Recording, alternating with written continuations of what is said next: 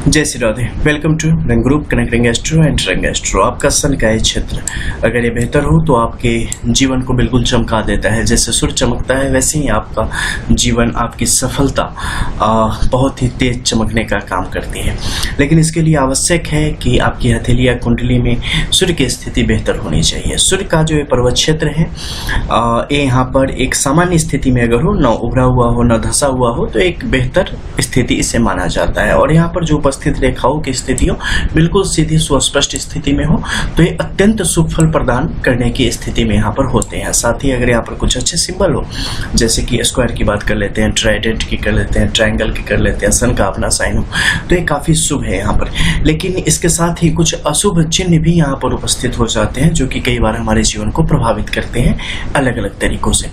देखो, सबसे पहले सूर्य का क्या है, आत्मा का कारक है। यहाँ पे आत्मबल एक तरीके से बहुत ही महत्वपूर्ण है, क्योंकि सूर्य की स्थिति अगर किसी भी प्रकार से कमजोर होगी तो आपके आत्मबल पर प्रभाव डालने का काम करेगा। इसके अलावा विभिन्न प्रकार की जो सफलता होती है जीवन में, जो श्रेष्ठता होती है, और इसके साथ ही स्वास्थ्य, इन सब पर इनका प्रभाव पड़ता है। खासकर अगर नेत्र से संबंधित बात कर ले, हड्डियों से संबंधित बात कर ले, तो काफी ज्यादा प्रभाव देखने को मिलता है। अगर यहाँ पर कहीं भी आपको छोटे क्रॉस की स्थिति दिख जाए या जाली की स्थिति दिख जाए तो ऐसे में नेत्र संबंधित विकार और इसके अलावा बोन्स रिलेटेड इश्यूज यहाँ पर काफी ज्यादा मात्रा में देखे गए हैं। साथ ही अगर बाहर की तरफ से रेखाओं की स्थिति आ रही हो और एक दूसरे को काट के सूर्य के क्षेत्र में ही अगर यहीं पर स्थित रह जाए, फिर भी यहाँ पर आत्मबल में कमी देखी गई है। एक डर की स्थिति, एक भय की स्थिति जातक के जीवन में देखने को मिलती है।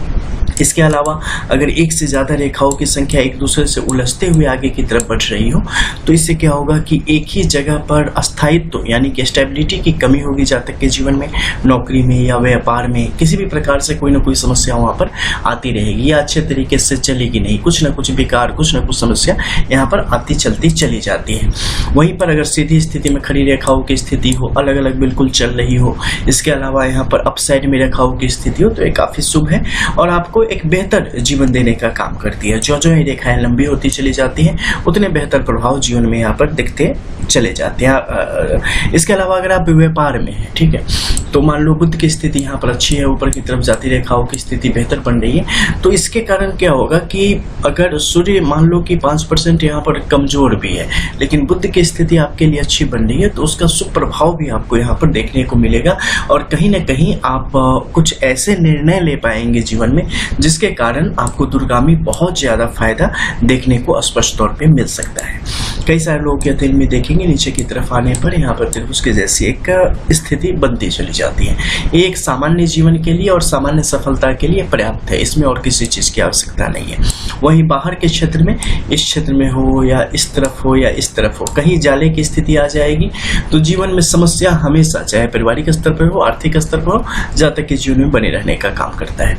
इसके लिए क्या उपाय होना चाहिए? निश्चित तौर पे ऐसे जातकों को सोने का कुछ न कुछ आप निश्चित तौर पे धारण करें और साथ ही सूर्य के 12 नामों का जाप हो सके तो निश्चित तौर पे करना चाहिए।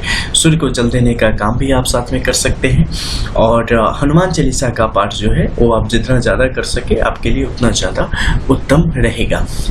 इसके अलावा यहाँ पर वलय की स्थिति बन जाए, अलग अलग परिस्थितियों में इसके अलग अलग फल देखे गए हैं, लेकिन अगर आप में मान लो इस क्षेत्र में निगेटिव लाइंस ज्यादा है और वैसे में वलय की स्थिति बन जाए तो ये परिस्थितियों को आपके लिए और भी ज्यादा खराब करने की दिशा में बढ़ेगी।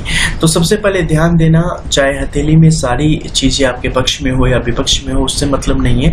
आपका काम है कि जब चीजें अच्छी तरीके से चल रही हो तो जीवन में ईमानदारी बनाए रखना, किसी का किसी भी तरीके से कुछ गलत न करना, जहां तक हो सके लोगों की मदद करना, परोपकार करना और अपने जीवन में अनुशासन बनाए रखना, ये हमेशा करके रखना।